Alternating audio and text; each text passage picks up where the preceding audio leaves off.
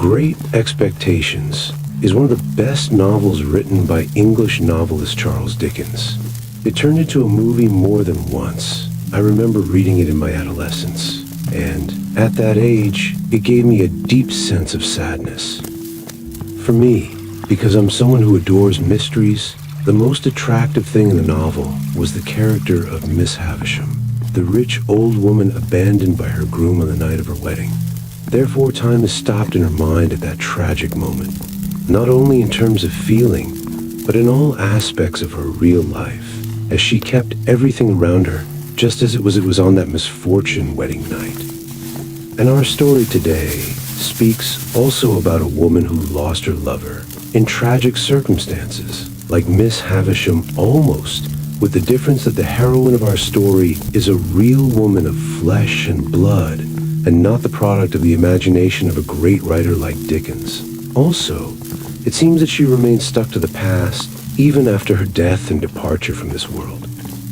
Welcome to Andy the Horror Tales. On a grassy green hill stands alone, as if it doesn't belong to this world.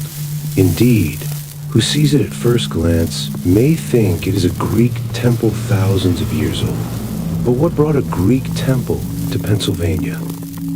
Of course, it is not a temple. It is a house, or rather a mansion, built by a rich man in the middle of the 19th century. He wanted it to be something special to boast on his wealthy counterparts.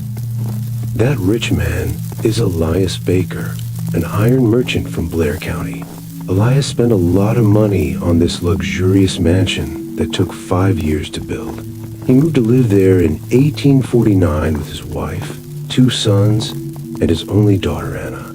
At the height of its glory, the mansion witnessed lavish parties, during which Anna was the focus of all guests. She was beautiful and elegant, the pampered daughter whose father does not spare anything to please her. Many gentlemen wanted to marry Anna, but they were rejected by her father.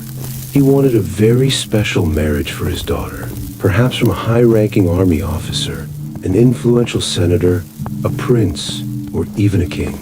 Why not? At that time, many wealthy families did not hesitate to pay large sums of money to marry their daughters to members of the European royal families, especially those families who lost their thrones and suffered bankruptcy. They bought the high title and the noble pedigree, wanted their daughters to become princesses and countesses and duchesses. But unfortunately for Elias, his daughter's heart was not attracted to any of that, but to a miserable employee in one of his factories. She loved the poor young man and insisted on marrying him despite the anger of her father at his threats. She even secretly bought a beautiful wedding dress to be worn during her wedding to her beloved, whom she decided to run away with him. But at the last minute, the father discovered her plan, preventing her from going out and locking her in her room for days, weeks, and months. As for her poor lover, the father expelled him from his factory. Not only that, but exercised his influence on politicians and police to remove the poor young man from the entire state after threatening to imprisonment and even murder. After a long time, the father allowed his daughter to go out again, but she was no longer as she had been, lost her brilliance, like a withered flower, always sad and silent, something broken inside her forever, especially since she did not receive any news about her lover. The young man was probably convinced that his marriage with her was impossible, so he decided to go ahead with his life, maybe married another woman in a distant city. As for Anna, time has stopped at that moment that her father prevented her from going out and catch up with her lover. She lived in her body in the present, but her mind and heart were still living in the past, just like Miss Havisham. Anna refused to marry despite all the attempts and pressures of her father, and remained a lonely spinster for the rest of her life. Some of the skeptics searched Anna's room and examined the glass box where the dress was neatly housed, but found no outlet for air or hidden thread that could be the cause of the dress movement.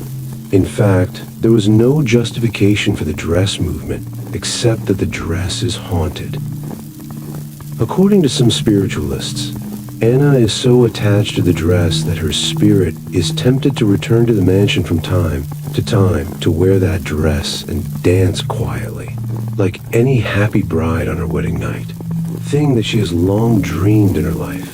Today, Anna's wedding dress is one of the strangest haunting things in the world. We have heard of a haunted house, a haunted car, a haunted ship, but a haunted wedding dress. This is the strangest thing one can think of when it comes to the other world.